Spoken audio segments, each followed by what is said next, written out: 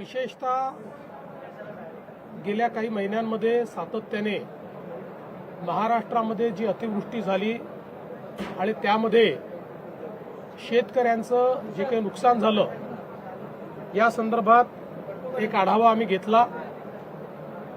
जवळपास 60 लाख हेक्टरचं नुकसान हे झाल्याचा प्राथमिक अंदाज आहे। यापैकी पहिल्या टप्प्यातलं जे काही नुकसान होतं ऑगस्टपर्यंतचं त्याकरता 2215 कोटी रुपये हे राज्य सरकारने वितरित करणं चालू केलेलं आहे। ई-केवायसीचे जी काही अट होती ती शिथिल करून ॲग्रीस्टॅकच्या रेकॉर्डप्रमाणेच हे पैसे देण्याचा आम्ही निर्णय घेतलेला आहे आणि त्या संदर्भातली कारवाई आम्ही सुरू केलेली आहे।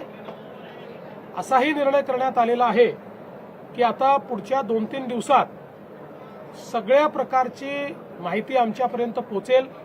काही ठिकाणी पाणी असल्यामुळे योग्य प्रकारचं असेसमेंट घेता येत नव्हतं आणि म्हणून त्यांना अधिकचा वेळ आपण दिलाय। पुढच्या 2-3 दिवसात ही सगळी माहिती पोहोचेल।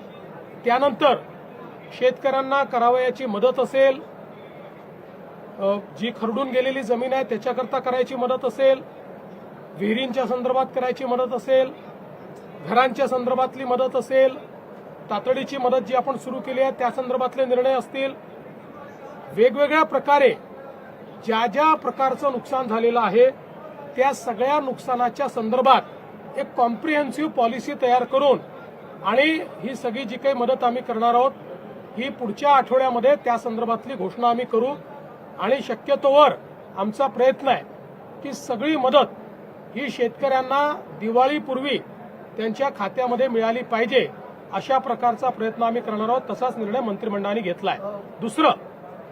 दुसरं मंत्रिमंडळाने हाही निर्णय घेतलेला आहे, सातत्याने ओला दुष्काळाची मागणी होत असते पण मॅन्युअलमध्ये ओला दुष्काळ कुठेही नाही, आजपर्यंत कधी ओला दुष्काळ जाहीर झालेला नाही।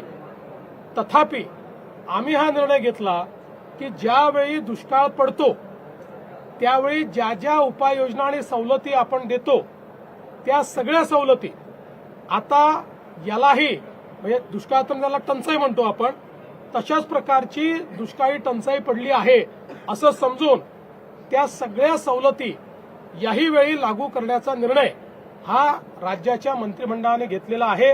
त्यामुळे जी काही मागणी होती की त्यावेळच्या सवलती लागू झाल्या पाहिजेत किंवा ओला दुष्काळ जाहीर करायचा अर्थच तो असतो की त्या सवलती लागू करा, तशा सगळ्या सवलती या लागू करण्याचा निर्णय हा राज्याच्या मंत्रिमंडळाने घेतलेला आहे।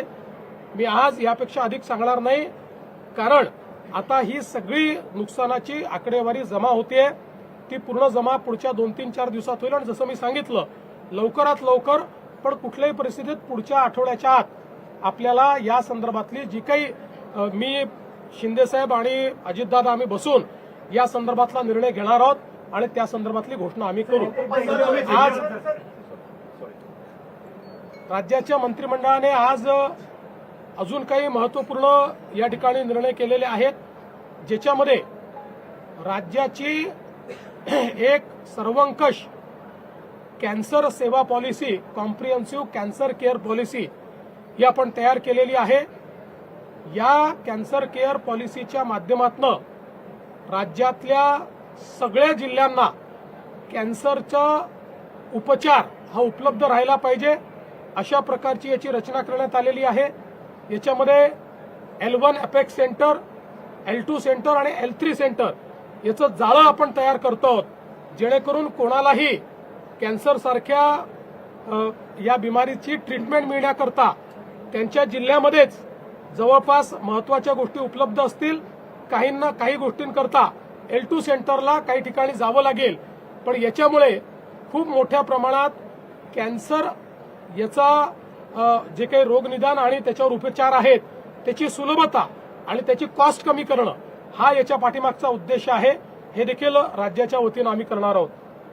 आज राज्याने आपली GCC पॉलिसी ही देखील या ठिकाणी मान्य केलेली आहे। GCC म्हणजे ग्लोबल कॉम्पिटिटिव्ह सेंटर। या GCC मध्ये आपल्याला त्या ठिकाणी मोठ्या प्रमाणात गुंतवणूक येणार आहे आणि ही जी काही गुंतवणूक येणार आहे ती गुंतवणूक महाराष्ट्रामध्ये आपण कॅप्चर करायची ग्लोबल कॅपॅबिलिटी सेंटरमध्ये, अशा प्रकारचा आपला प्रयत्न आहे.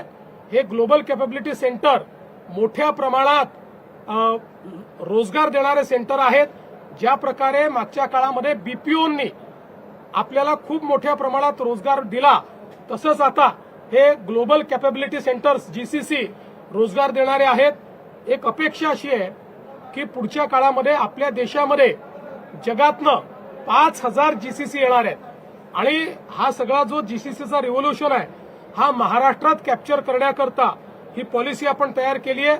आपल्याला अपेक्षित आहे की या पॉलिसीमुळे किमान हाय पेड जवळपास 2 टप्प्यांमध्ये 5 लाखापेक्षा जास्त रोजगार हे निर्मित होतील आणि मोठ्या प्रमाणात गुंतवणूक येऊन आपल्याला टॅक्सच्या रूपानं देखील हजारो कोटी रुपये यातनं प्राप्त होतील. आणि म्हणून अशा प्रकारची कॉम्प्रिहेन्सिव्ह पॉलिसी तयार करणारं महाराष्ट्र हे पहिलं राज्य आहे. दिल्लीमध्ये गेलेला होता, दिल्लीकडनं काही विशेष काही मदत येणार वगैरे काय असं काय? मी त्या दिवशीच सांगितलं, पुन्हा पुन्हा तुम्ही तोच प्रश्न विचारता. मी त्या दिवशीच सांगितलं की दिल्लीने पूर्ण मदत करायचा निर्णय केलेला आहे, पण त्याकरता आपल्याला आपला जो काही प्रस्ताव आहे तो पाठवावा लागतो आणि आपला प्रस्ताव पाठवण्याकरता जोपर्यंत आपला डेटा सगळा कंपाईल होत नाही तोपर्यंत आपला प्रस्ताव पाठवला जाऊ शकत नाही. मात्र दिल्लीच्या मदतीची वाट न पाहता आपण मदत सुरू केलेली आहे, पुढेही ती करणार आहोत. दिल्लीतनं तो पैसा आपल्याला रिएम्बर्समेंटमध्ये मिळतो. 5 लाख कुटुंबांना आरोग्य किट वितरित केले जाणार आहे, याविषयी काय सांगा? आरोग्य किट देखील आम्ही देणार आहोत. त्याच्यासोबत विशेषतः गहू, तांदूळ, डाळ आणि इतर बाकी अनेक महत्वाच्या वस्तू याचीही किट ही आम्ही देणार आहोत, जेणेकरून आता ज्यांचं नुकसान झालेलं आहे त्यांना पुढच्या 1-2 महिने त्रास होऊ नये अशा प्रकारची व्यवस्था आम्ही करतो. तर हा प्रस्ताव कधीपर्यंत जाऊ शकतो साधारणतः पंचनामे? मला असं वाटतं की या संदर्भात आता मी किती वेळा तेच ते तुम्हाला सांगायचं, हे सगळं आल्यानंतर पहिल्यांदा तुम्ही हे लक्षात घ्या की केंद्राला प्रस्ताव होईल, केंद्रातनं पैसे मिळतील, पण त्याकरता आपण काही अडलेलं नाही. आपण आपल्या निधीतनं ते पैसे देणं सुरू करणार आहोत आणि केंद्राकडनं ते रिएम्बर्स होईल. त्यामुळे शेवटी केंद्राला आपल्याला एकदाच प्रस्ताव पाठवता येतो, वारंवार पाठवता येत नाही. त्यामुळे सगळे नुकसानीचे अंदाज आल्यानंतर जर प्रस्ताव पाठवला तर आपल्याला पैसे मिळतील. काही गोष्टी अशाही निघतील की ज्या केंद्राच्या निकषातच बसणार नाहीत, एनडीआरएफच्या निकषात बसणार नाहीत, अशा काही गोष्टी असतील. उदाहरणादाखल विहीर खचून गेली तर एनडीआरएफच्या निकषात ती नाही, पण त्याला आपण एनडीआरएफच्या निकषाच्या बाहेर जाऊन आपण पूर्णपणे मदत करू असा आपला निर्णय.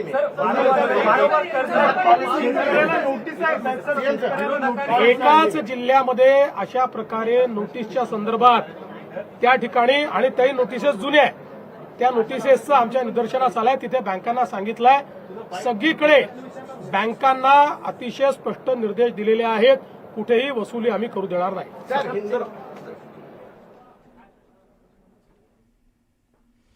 राज्य मंत्रिमंडळाची आज बैठक होती.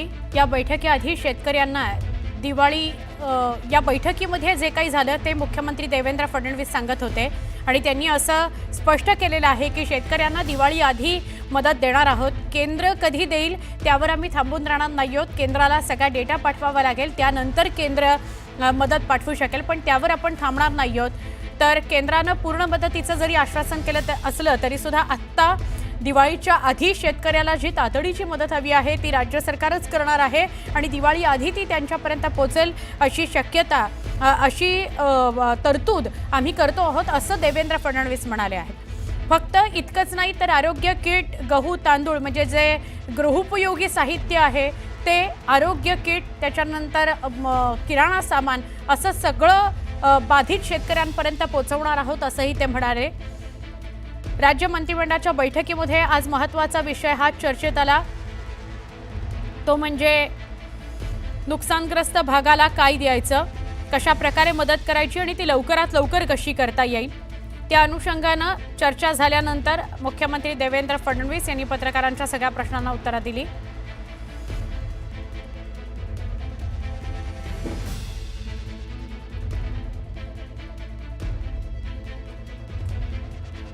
पूरग्रस्त शेतकऱ्यांना राज्य सरकारनं दिलासा दिलेला आहे. 60 लाख हेक्टरवर शेतीचं नुकसान झालंय.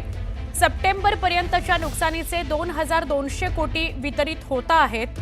नुकसानीचे सगळे आकडे आले की मदतीचं स्वरूप ठरवलं जाईल असं स्पष्ट करण्यात आलं. शेतकऱ्यांना सर्वसमावेशक मदत करण्याचा सरकारचा प्रयत्न आहे. दुष्काळी टंचाईबाबत सवलती मिळणार आहेत. दिवाळीपूर्वी शेतकऱ्यांना मदत दिली जाईल असा आमचा प्रयत्न आहे. पुढील आठवड्यामध्ये मदतीची घोषणा करू असंही त्यांनी स्पष्ट केलं. दुष्काळाच्या धर्तीवर मदत करणार. आजपर्यंत ओला दुष्काळ जाहीर झालेला नाही असंही देवेंद्र फडणवीसांनी स्पष्ट केलं. दरम्यान केंद्राकडे राज्याचा प्रस्ताव संपूर्ण अभ्यासाअंती जाणार आहे आणि त्यानंतर मग केंद्र मदत करेल, कारण केंद्राला पुन्हा पुन्हा प्रस्ताव पाठवता येत नाहीत, एकदाच पाठवावा लागतो असंही त्यांनी म्हटलंय. छोटासा ब्रेक, पहा फक्त न्यूज 18 लोकमत.